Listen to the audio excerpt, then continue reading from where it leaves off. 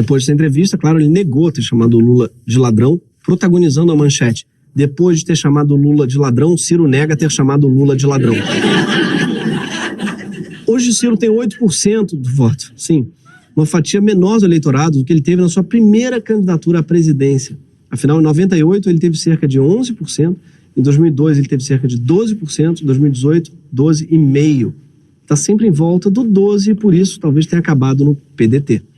Para tentar quebrar esse teto do 12%, o Ciro escalou o João Santana, ex-marqueteiro do PT, foi condenado por lavagem de dinheiro pela Lava Jato.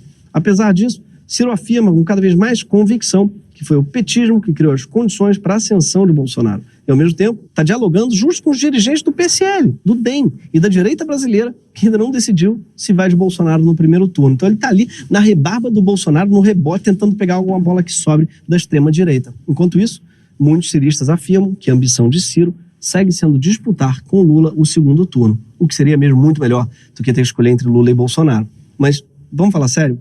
Não vai rolar. O Ciro, ele pode se mudar para o Vivendas da Barra, ele pode abrir uma loja da Copenhagen para lavar dinheiro, pode andar de jet ski no Beach Park, não vai mudar. Ele vai continuar sendo visto como petista para o eleitor do Bolsonaro. Se 650 mil mortos e a ruína econômica não convenceram o eleitor do Bolsonaro a abandonar o Bolsonaro, não vai ser um ex-ministro do Lula que vai conseguir. E pelo cenário de hoje, vai sim ter um segundo turno entre Lula e Bolsonaro, e isso é um puta problema. Porque talvez o Brasil não aguente um segundo turno com o Bolsonaro no páreo. Quando o Ciro prioriza o seu projeto presidencial, ele faz exatamente o que ele criticou o PT em 2018. E ele perde de vista que nessa eleição o Brasil precisa garantir a existência da própria democracia. E aí que tem uma escolha à sua frente que não deveria ser difícil. Ele pode seguir sendo porta-voz do antipetismo datado ou ser, ele, Ciro Gomes, o político que vai dar ao Brasil a chance de Bolsonaro ir embora logo no primeiro turno.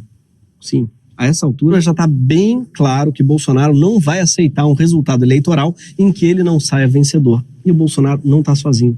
Ele tem muitos militares, policiais, ruralistas, clubes de tiro, veículos, comunicação, máquina de rede social e uma porcentagem grande do eleitorado que vai concordar que, caso Lula saia vencedor, a eleição então não vale, tem que melar tudo. Mas existe uma diferença enorme entre derrotar Bolsonaro no primeiro ou no segundo turno. E não se trata de humilhar Bolsonaro logo no primeiro round. Não, muito pelo contrário. A vitória de Lula não seria humilhante no primeiro turno, provavelmente seria apertada.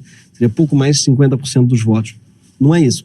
Para falar que foi fraude, o Bolsonaro ele teria que invalidar a eleição de milhares de pessoas e de quebra de toda a sua base aliada, o que seria bem complicado. Mas no segundo turno, se Bolsonaro chegar lá, com o Centrão reeleito, 3 semanas só para ele programar o golpe, Bolsonaro tem condição de desestabilizar completamente a democracia.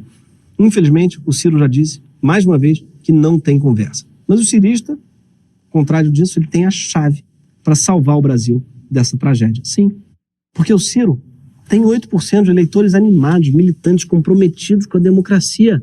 Eleitores que muito provavelmente ajudariam a derrotar o Bolsonaro no segundo turno, mas que poderiam salvar a democracia no primeiro. E aí está o dilema dos eleitores de Ciro Gomes. O plano de vocês sempre foi tirar Bolsonaro do segundo turno para disputar com Lula um projeto de país. Mas a essa altura está ficando bem claro que só tem um jeito de tirar o Bolsonaro do segundo turno. É fazer Lula ganhar no primeiro.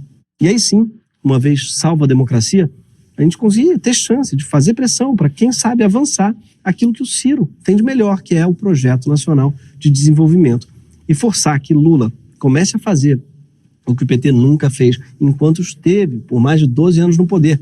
Taxar grandes fortunas, reindustrializar o Brasil, enfrentar o baronato rentista, seja compondo com o governo, seja batendo forte no Lula para eleger o Ciro em 2026. O cirismo pode vencer sem que o Ciro vença. Porque Ciro, ele também é uma ideia. Cirista, você provavelmente não vai eleger uma rosa, mas você pode contribuir para a chegada da primavera. Esse foi o Greg News. Até mais.